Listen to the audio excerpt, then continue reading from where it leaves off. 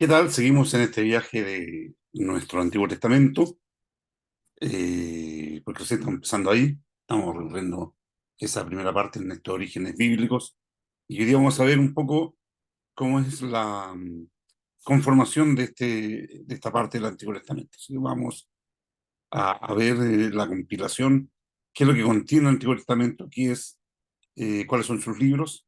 Ya vimos quién los escribió y llegamos a algunas conclusiones. Ustedes hicieron un trabajo también con el Nuevo Testamento, pero ya vamos a ver solamente el Antiguo Pacto.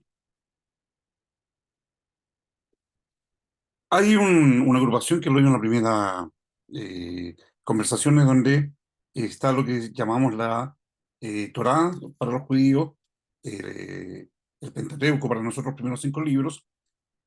Y básicamente este es el contenido de esos libros. Ustedes los pueden leer ahí, no voy a perder tiempo para que ustedes vayan tomando nota. Eh, Luego vienen los libros históricos que van desde Josué hasta Esther, que hablan respecto precisamente de cómo el pueblo de Israel se va a desarrollar, como lo dejamos en la última clase, desde el llamado a la libertad por Josué y cruzando ya el desierto, desde Josué hasta Esther, cómo se da esa eh, realidad.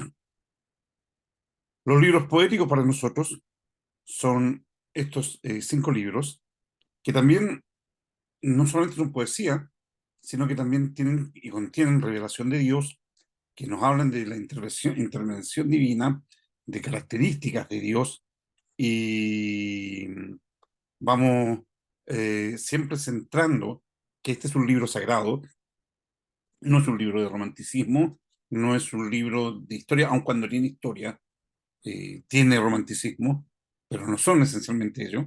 Tienen poesía, pero no es un libro de poesía, sino que es una revelación, es una demostración de lo que Dios es y lo que Dios hace con los suyos que Él cuida, protege y llama. Aquí tenemos la primera sílaba de esta semana, re. Los profetas mayores, que son 4. Lamentaciones se adjunta a Jeremías, ya que se asigna el mismo agiógrafo.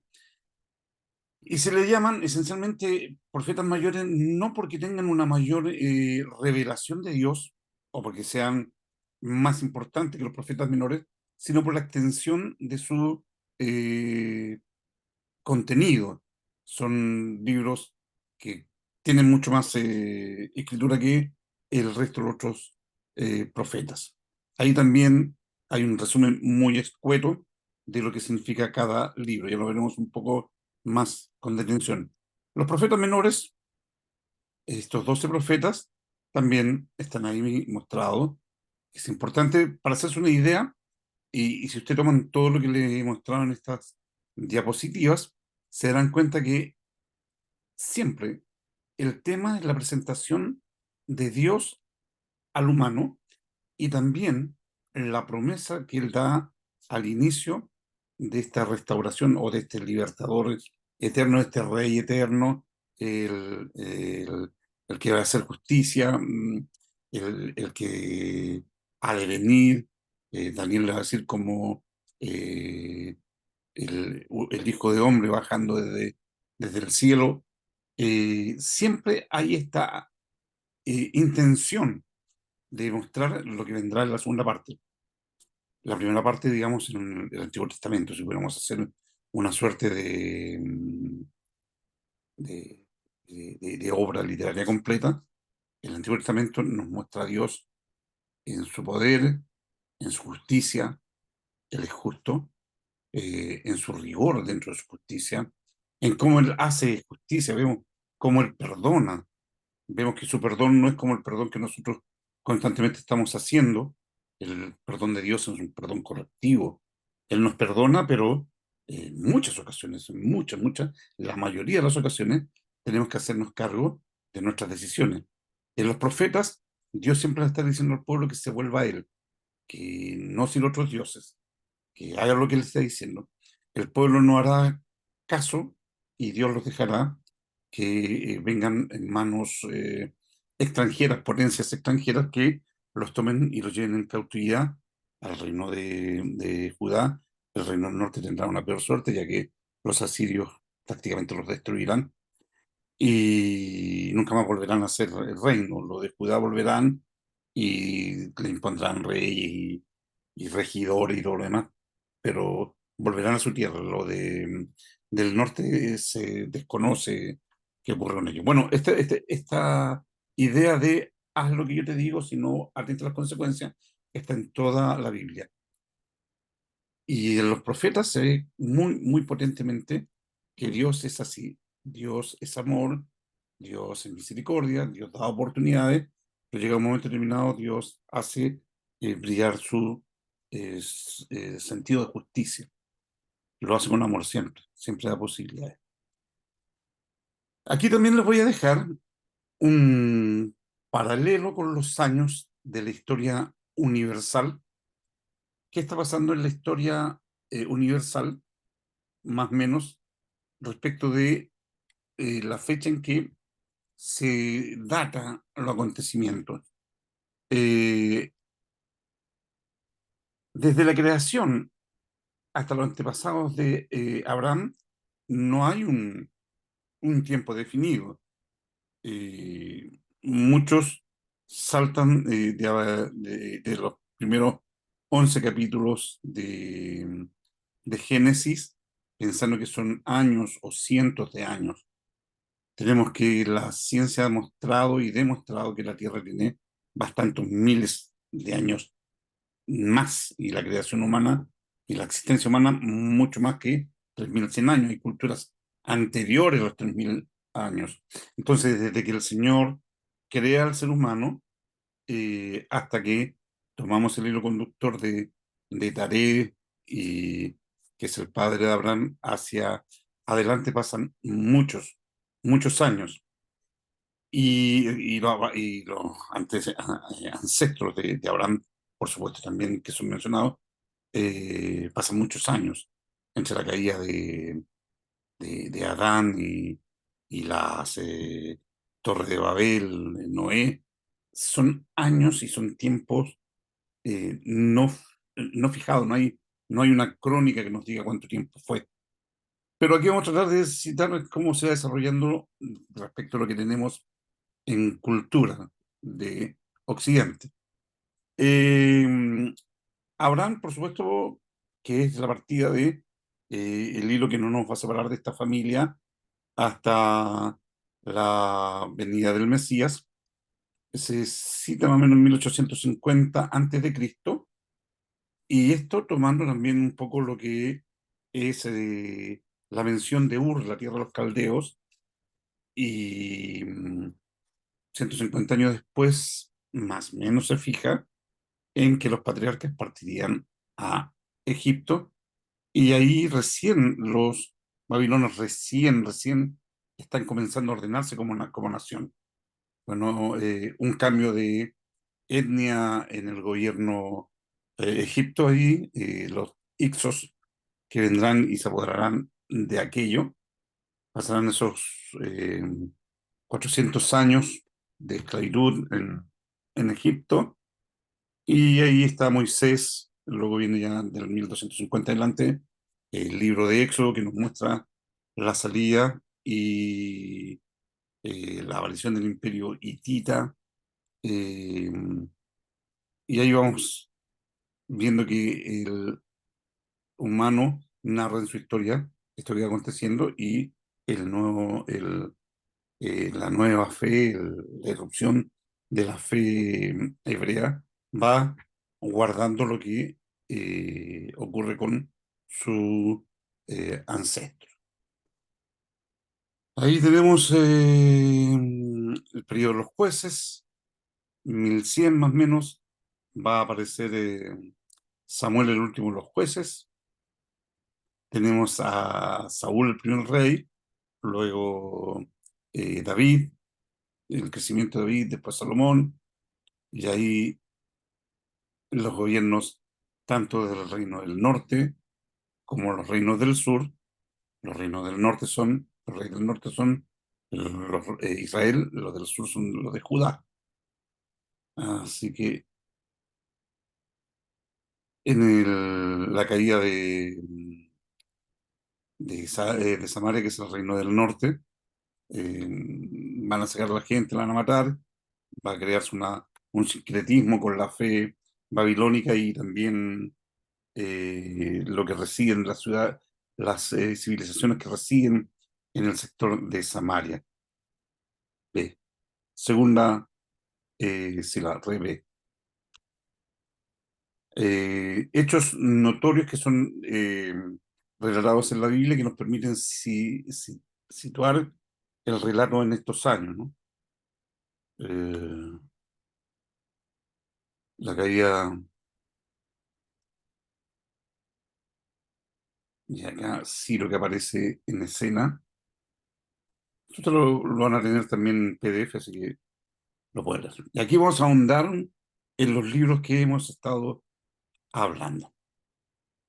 Como bien les decía, en la primera sección de Génesis, que va del capítulo 1 al capítulo 11, es la historia primigenia, la primera parte de la historia de la humanidad desde el relato bíblico.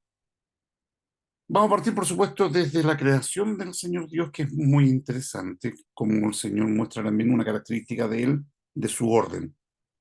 Primero hace una separación de la luz y las tinieblas, luego hace una separación de las aguas y de la tierra, luego hace que reverdezca todo esto, y una vez que terminó de crear el escenario, empieza a poner los actores, en el relato bíblico así lo dice, pone la luz, los planetas, el sol, la luna, luego pone a los habitantes de la tierra, los animales, la vegetación y todo lo demás, y finalmente pone al hombre.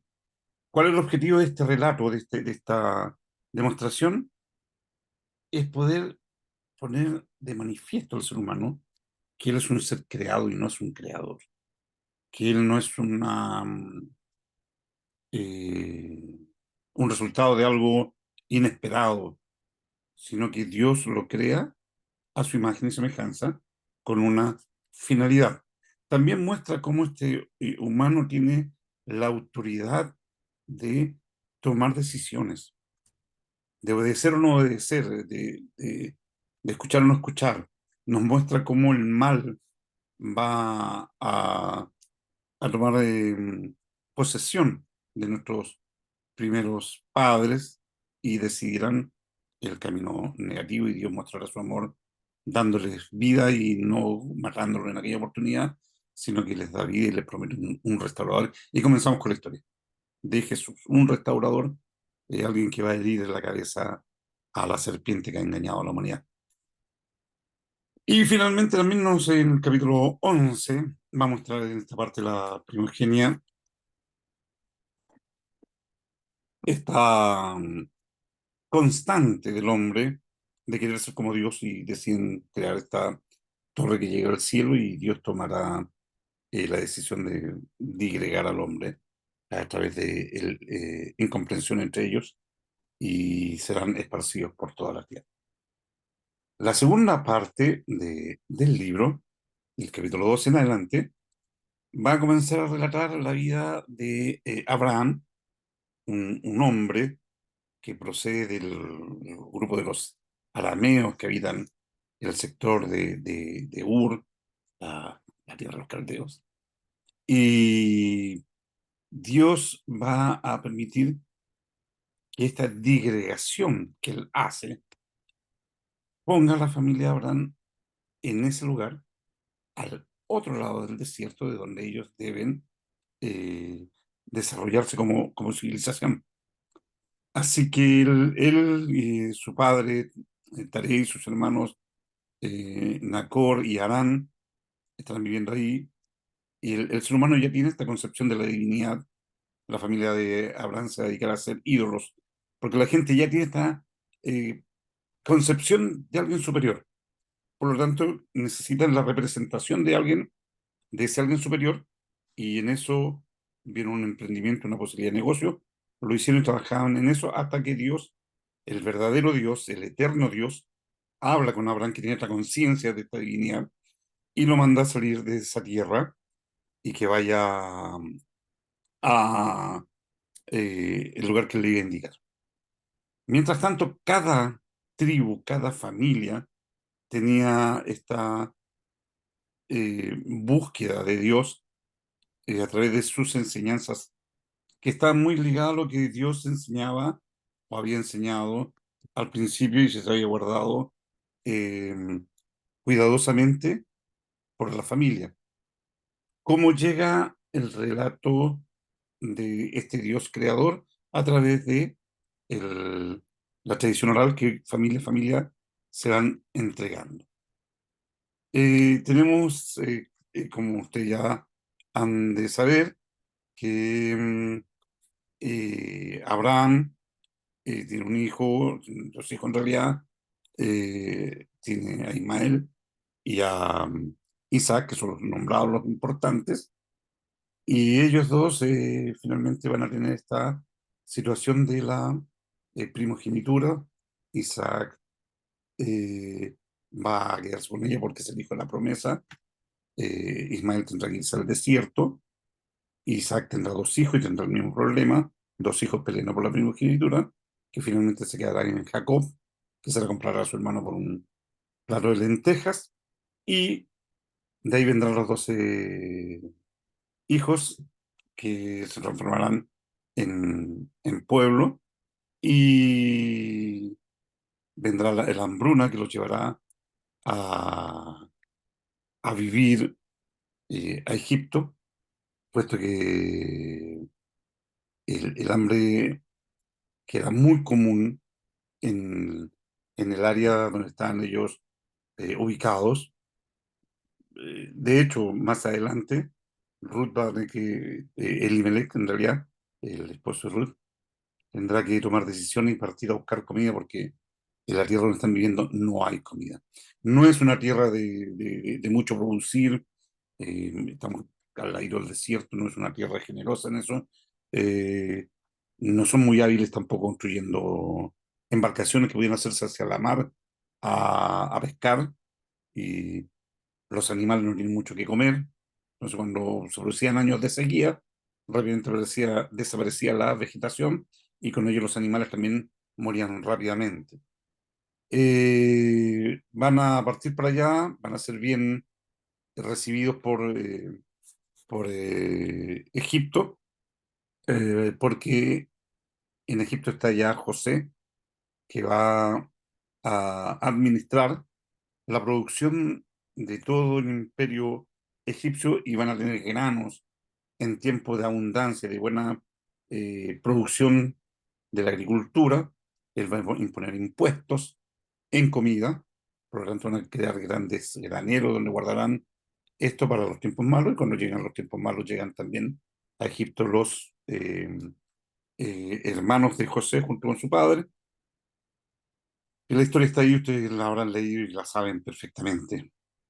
Dios va arreglando todo esto y poniendo a la gente en el lugar preciso para mostrar su amor.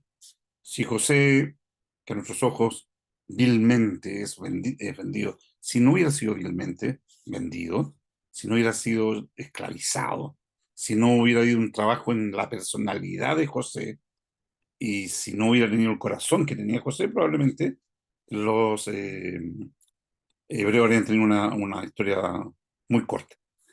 Sin embargo, Dios trabajó en la persona de José para darle vida a este pueblo que él escogió y que a él le hizo promesa al abuelo Abraham de que los iba a bendecir, al bisabuelo, ¿verdad?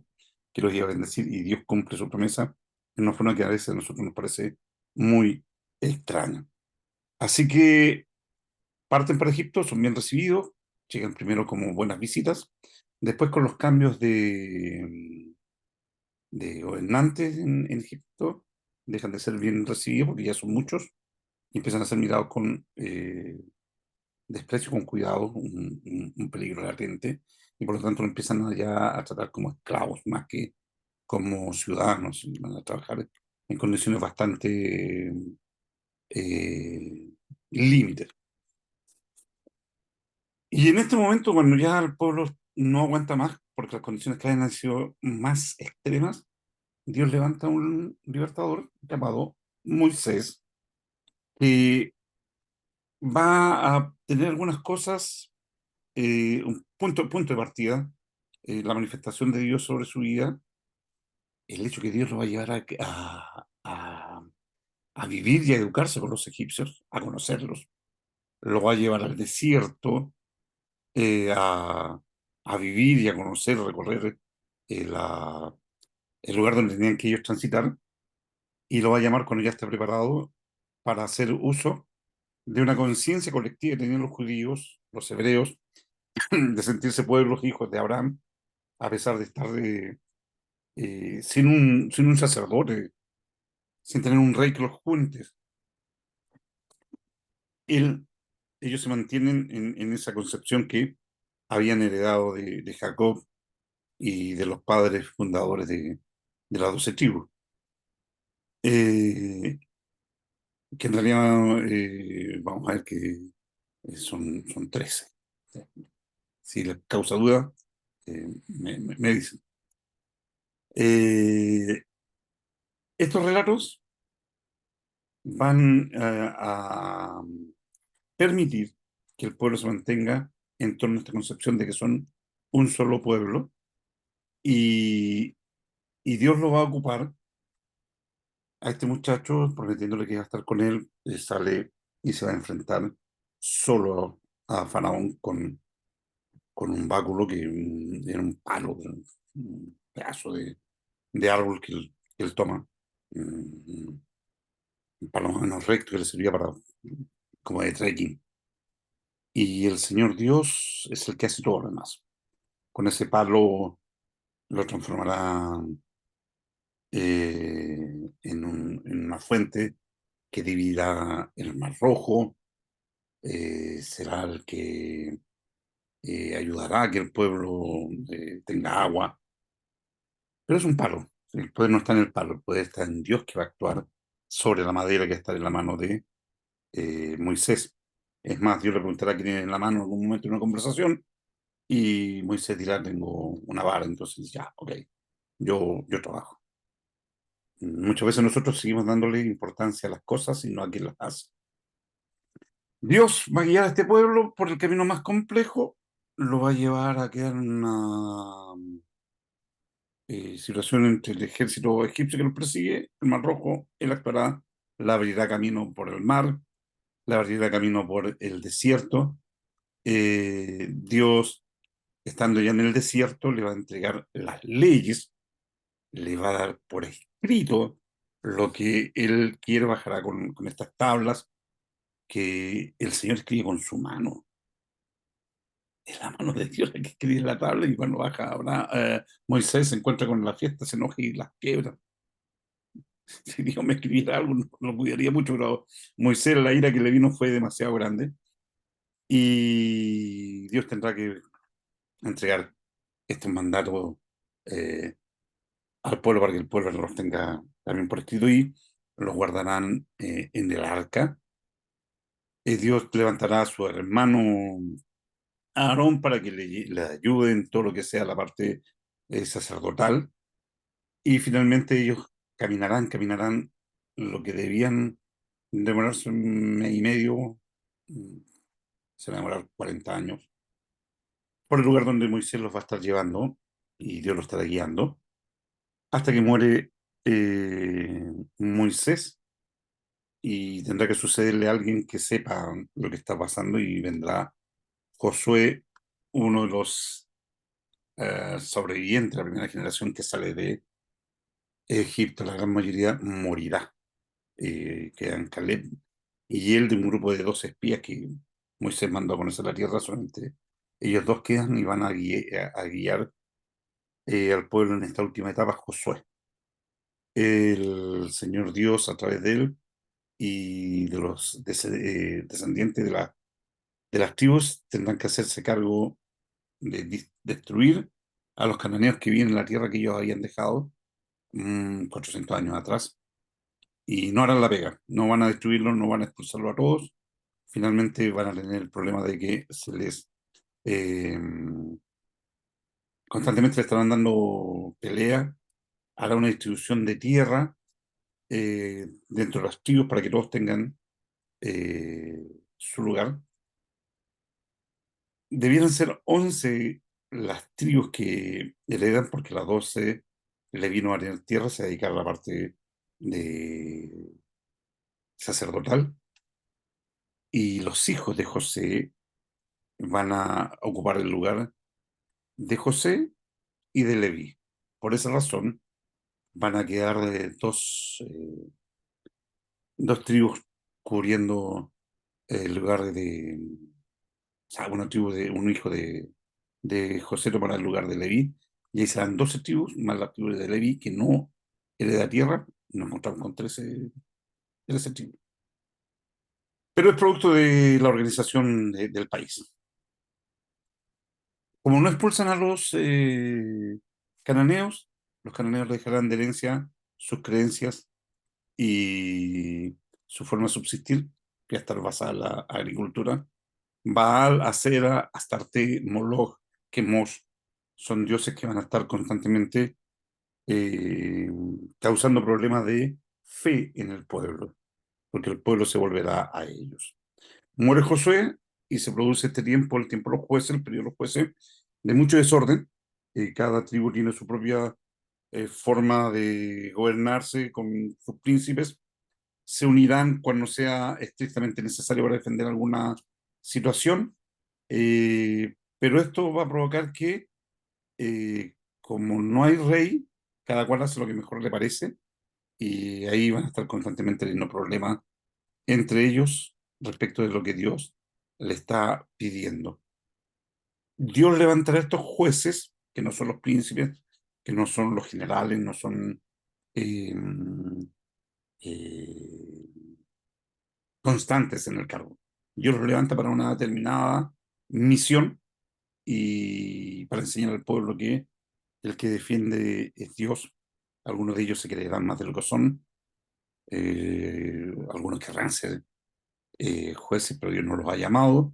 Tendremos el caso de Sansón, que creía que él tenía la fuerza, y si leemos bien con detención esa parte del relato de Sansón, nos daremos cuenta que cuando el Espíritu de Dios venía sobre Sansón es cuando tenía la fuerza, cuando no era el tipo que todos lo imaginamos grande, alto, musculoso. La Biblia no dice, no hace una descripción física de Sansón. Nosotros mentalmente pensamos que era así, pero Dios era el que actuaba, al igual que en el báculo de Moisés, era Dios el que hacía las cosas. Lo mismo que le va a pasar a Gedeón. Y habrá otros que cometerán errores garrafales como Jefté, otros que pasarán sin pena y gloria, harán lo suyo y desaparecerán. Eh, Abdón, Yair y otros más que pasan sin ser influyentes. Simplemente cumplirán la labor que Dios los manda a liderar al pueblo y se acabó. No hicieron nada trascendente.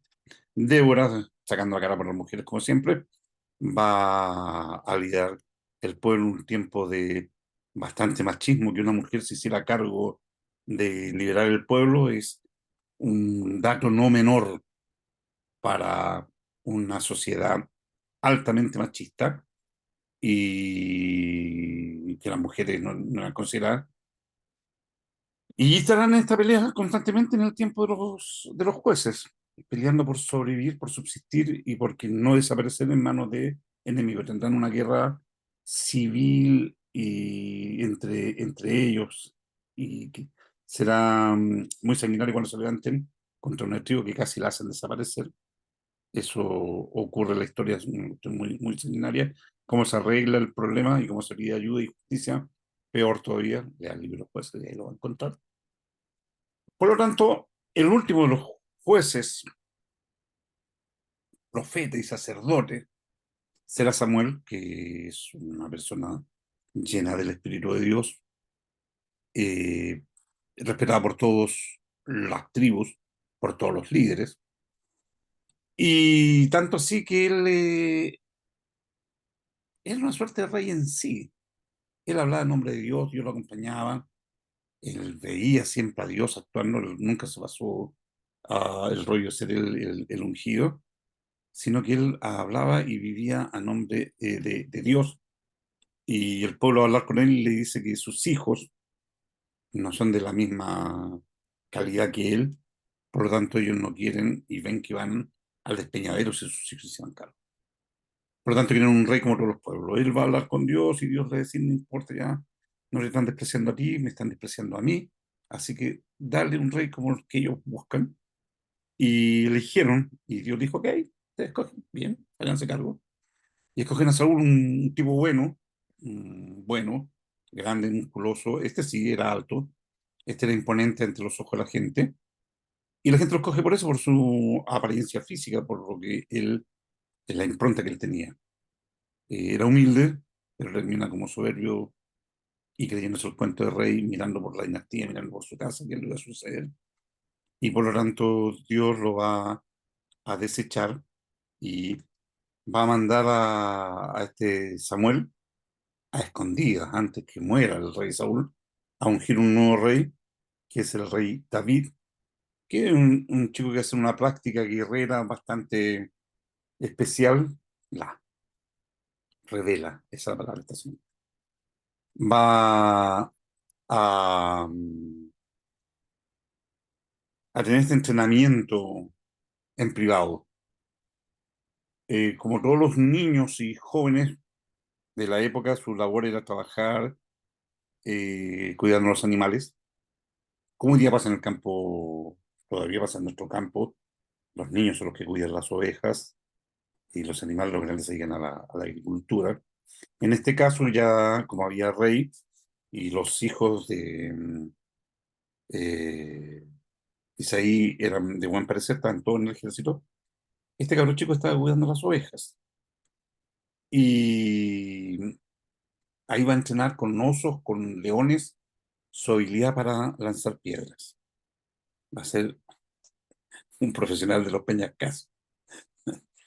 Con su onda va a defender las ovejas.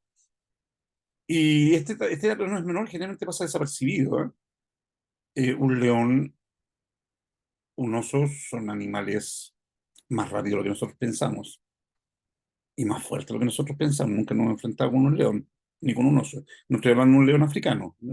Estos son leones más pequeños, pero igual felinos. Y David va a tomar esta especialización de poder pelear con ellos por sus agilidades, por su grandeza, por su fortaleza.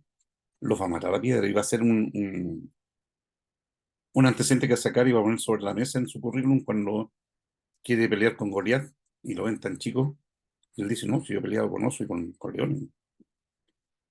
Y va a tener la habilidad suficiente, bueno, y aquí voy a desmitificar un poco de saber que va a pelear. Él sabe que Dios le va a dar la victoria. Escoge 5 piedras.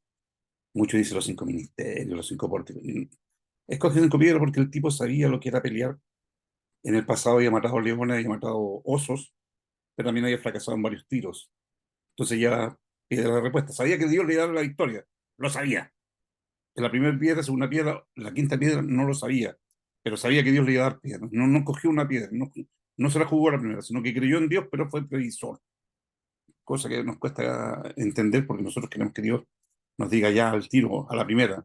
Y a veces tenemos que pasar con varias experiencias, varias pérdidas, antes de poder concretar lo que nosotros queremos. Y David ya había vivido esa experiencia, entonces rápidamente él, como buen aprendiz, toma los recaudos para la pelea con un gigante, que no es una estatua, es un soldado, es un guerrero un poco más lento quizás para moverse, pero igual era alguien que no se queda esperado diciendo tienen una piedra. No, era una pelea de verdad. Bueno, con David va a comenzar lo que es la dinastía de Israel, en realidad de Israel, que va a quedar abocada al reino de Judá. En Judá siempre va a haber un rey que desciende de la casa de David.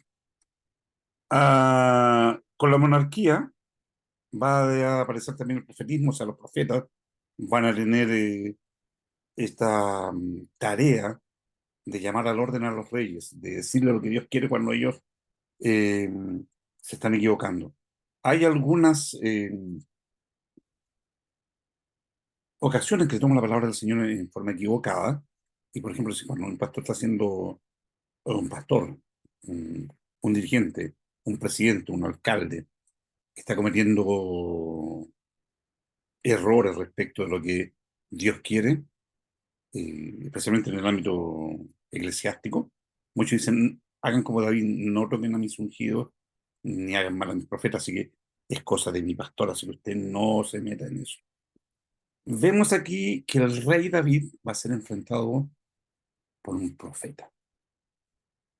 Y vamos a ver que todos los reyes de Israel tendrán profetas que los incomoden diciéndoles lo que Dios quiere. Una cosa son los hombres que gobiernan, otra cosa son los hombres de Dios, que deben ayudar a esos que gobiernan, incluyendo los que gobiernan la iglesia.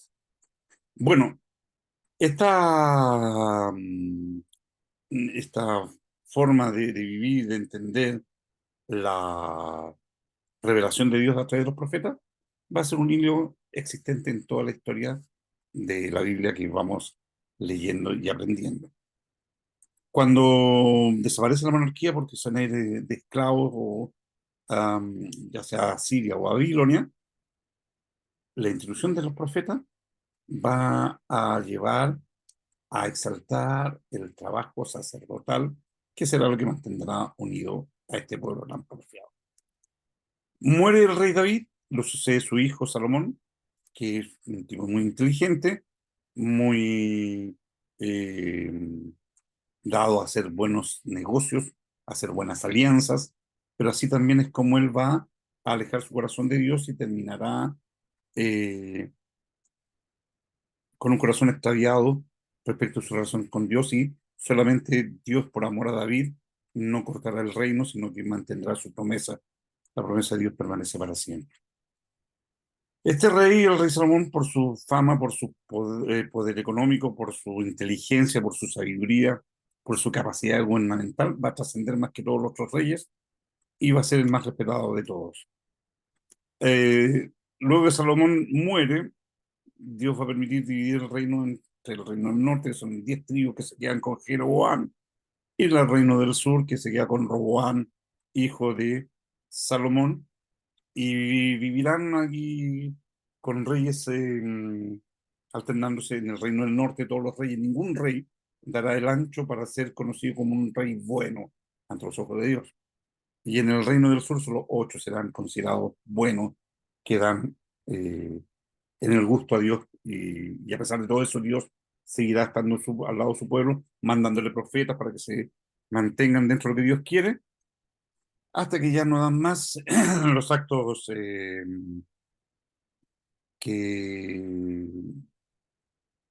atentan contra Dios, y Dios mismo va a decir ya, ok, vengan los babilonios, llévense estos cabros hasta que aprendan. Los judíos van a perder su independencia, va a terminar la dinastía davídica que el Señor había dado, y se va a destruir la ciudad y el templo, van a perder todo, y se van a ir de esclavos a servir allá en Babilonia, y van a perder la tierra que Dios les dio a Abraham. Estando en el exilio, los judíos van a recapacitar, van a volver en sí, en la primera etapa, viviendo eh, casi en campos de concentración, luego serán ubicados conforme a sus habilidades, luego desarrollarán sus habilidades, y así, a 70 años después, ya no serán tan esclavos, tendrán algún emprendimiento bastante exitoso, aprenderán el comercio, pero lo más importante de todo esto, lo que pasa es que eh, van a dejar el sincretismo que habían heredado de los tribus que estaban en la tierra de Canaán cuando ellos llegaron, y van a empezar a servir a Dios de corazón, realmente sirviendo a Dios profundamente, y se les va a pasar la mano y se van a volver fanáticos, fanáticos religiosos, no van a aceptar nada, nada, ni lo más menos. Tanto así que ni siquiera van a escuchar la voz de Dios cuando venga Jesús a hablarle de los planes que tiene el Señor Dios, por su fanatismo extremo. Así que estos babilonios, los asirios que se llevan al reino del norte, son esencialmente sádicos, exterminan a la gente por donde ellos pasan. Los que babilonios se llevan a la gente esclava para que les trabajen. Pero luego aparecen los persas que, o sea, los babilonios derrotan a los asirios, y aparecen los persas que derrotan a los babilonios, y los persas tienen otra mentalidad que es eh, trabajen felices. Es como cuando Microsoft empezó a crear esa forma de que los programadores tuvieran todas las libertades que quisieran para trabajar, pero me responden.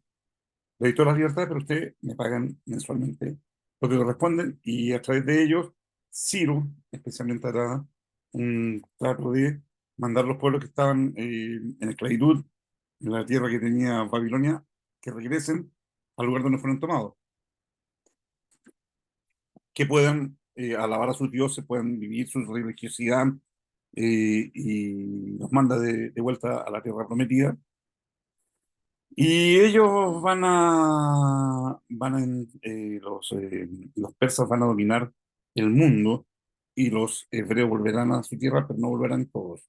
Volverán solamente los fieles a Dios, que quieren estar en el templo para servir a Dios en el templo que Dios le había dado a través de Salomón, en la tierra que Dios les había prometido, en la tierra prometida. Y otros, muchos, se quedarán porque los negocios son las negocias, y le estaba yendo bien económicamente allá, así que ellos van a sostener, bendecir a los que regresen a Tierra Santa, que ahí van a tener que encontrarse con que los pobres, los más pobres que quedan, los que no se llevaron los babilonios, que los babilonios se llevaron a todos los que le puedan servir de alguna forma, pero la gente pobre, enferma, vieja, la dejaron. Era pérdida de plata. Y estos, sin sacerdotes, sin eh, alguien que le enseñara respecto del amor de Dios, van a seguir su mejor camino, y van a estar lejos, lejos de Dios, y se van a encontrar estos hebreos en este retorno, que tienen enemigos viviendo allí, que los samaritanos, los que quedaron del reino del norte de antes, habían expandido su influencia en el territorio. Así que esencialmente van a haber tres retornos a Tierra Santa, y quien va a marcar muy potentemente este periodo será, bueno, Nehemías, y especialmente Esdras. Esdras, que va a tomar la escritura, un sacerdote, un hombre conocedor, un perfeccionista de la escritura, y él va a guiar al pueblo a que se dejen guiar por la ley de Dios del cielo. Ahí tenemos una descripción increíble y muy buena de Esdras, un maestro instruido en la ley del Dios del cielo. Él va a enseñar lo que se habían olvidado o lo que no sabía la nueva generación. Recuerden, son 70 años. Los mayores, los que salieron ya adultos de Jerusalén, en su mayoría habían muerto. Eh, los que estaban viviendo son 70 años después. Salieron niños, volverían con 80 años, un poco más, recordando lo que ellos vieron en el templo de Jerusalén. Cuando llegan a Jerusalén se encuentran con la devastación más grande, y cuando están trabajando para reconstruir, la palabra nos dice que mientras los jóvenes lloraban de alegría por lo que habían hecho, levantado un templo, los mayores lloraban por lo que habían levantado, que no se parecía en nada a la gloria que Salomón había dado a ese templo y que ellos habían visto en su oportunidad. Rápidamente, ese es el contenido del Antiguo Testamento, que hay que saber, es un relato de cómo Dios se mueve en la historia, con la historia de este pueblo, pero siempre centrado en su persona. Reitero lo que dije, la Biblia contiene historia, pero no es un libro de historia, contiene poesía, pero no es un libro de poesía. Es un libro de la revelación de Dios, que Dios está mostrando cómo Él es justo, cómo Él es perfecto, cómo Él hace bien las cosas, y cómo va moviendo la historia en favor del cumplimiento de lo que Él ha dicho que tendría que hacer. Espero que hayan sido bendecidos. Ya viene la prueba o el test. No, es impactante su prueba. Le voy a mandar una fiesta de conocimiento, atentos, le voy a avisar cuando ya esté lista esa prueba, esa fiesta de conocimiento, para que usted sea partícipe y responda con agrado esta prueba que no hace muy difícil estas preguntas, muy fácil. Así que Dios les bendiga, nos vemos la próxima clase.